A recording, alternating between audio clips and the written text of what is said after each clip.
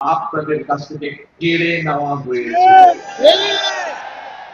শুধু ভোটের অধিকারই কেড়ে নেওয়া হয় নাই, একই সাথে মানুষের কথা বলার অধিকারও কেড়ে নেওয়া হয়েছে। গত 15 বছর এরকম কোন নির্বাচনী জনসভা দেখেছেন? গত 15 বছর যে এই যে তথাকথিত ভোটের নামে যে ভোট হয়েছে, কেউ ভোট দিতে পেরেছেন? কি ভাই পিছনে যারা আছেন কি পেরেছেন? কিন্তু এই যে আজকে যে ভোট হতে যাচ্ছে, আগামী কয়েকদিন পরে 12 তারিখে যে ভোট হবে, আমাদের বাংলাদেশের মানুষের এই অধিকারকে প্রতিষ্ঠিত করতে গিয়ে বহু মানুষ জীবন উৎসর্গ করেছে। এই ব্রাহ্মণবাড়িয়াতে অন্তত 15 জন মানুষ তারা শহীদ হয়েছে, আরো শত শত মানুষ তারা বিভিন্ন রকম ভাবে আহত হয়েছে। এখন প্রিয় ভাই বোনেরা, 71 সালে বাংলাদেশের মানুষ যুদ্ধ করে এই দেশকে স্বাধীন করেছে। 2024 সালের 5ই আগস্ট আবারও এই দেশের মানুষ দল মত নির্বিশেষে সব ধরনের মানুষ সেই স্বাধীনতাকে রক্ষা করেছে। প্রিয় ভাই বোনেরা, 71 সালে যখন মুক্তিযুদ্ধ হয়, তখন কি আমরা কেউ দেখেছিলাম কে আমরা মুসলমান আর কে আমরা হিন্দু বা কে অন্য ধর্মের মানুষ? কেউ আমরা দেখিনি। আমরা দেশ স্বাধীন করার জন্য জীবন বাজি রেখে যুদ্ধ করেছি। ঠিক একই ভাবে এই যে যারা ভোটের অধিকার কেড়ে নিয়েছিল, তাদের বিরুদ্ধে যখন আমরা দেশের মানুষ আন্দোলন শুরু করলো এবং 2024 সালের 5ই আগস্ট যখন সকল ধরনের মানুষ দল মত নির্বিশেষে সকল শ্রেণী পেশা নির্বিশেষে মানুষ যখন রাজপথে নেমে আসলো, রিক্সা চালক, ভ্যান চালক, দোকানদার, গার্মেন্টস কর্মচারী, শিশু, নারী, পুরুষ সকলে যখন নেমে আসলো এবং সেই স্বৈরাচারকে পালিয়ে যেতে বাধ্য করলো, তখন কি আমরা কোন ধর্ম বর্ণ কিছু দেখেছিলাম?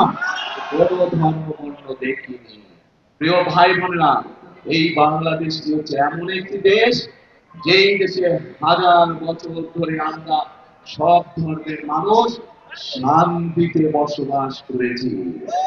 কিন্তু আমরা দেখেছি অতীতে, এই কয়েক বছর আগে আমরা দেখেছি যে আমাদের অন্য ধর্মের, আমরা যারা মুসলমান, আমরা দেখেছি অন্য ধর্মের ভাইদেরকে, এই বোনদেরকে তারা কিভাবে নির্যাতন করছে, একটি ঘটনার বিচার তারা করে।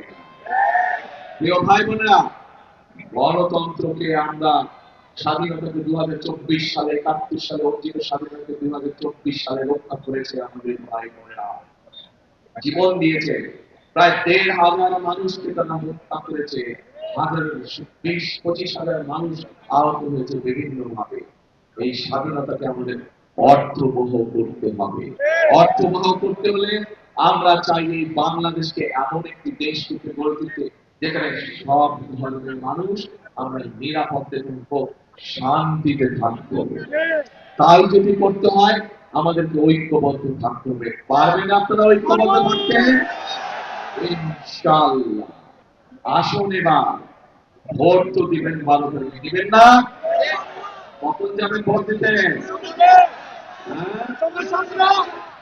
সকালে গেলে হবে না।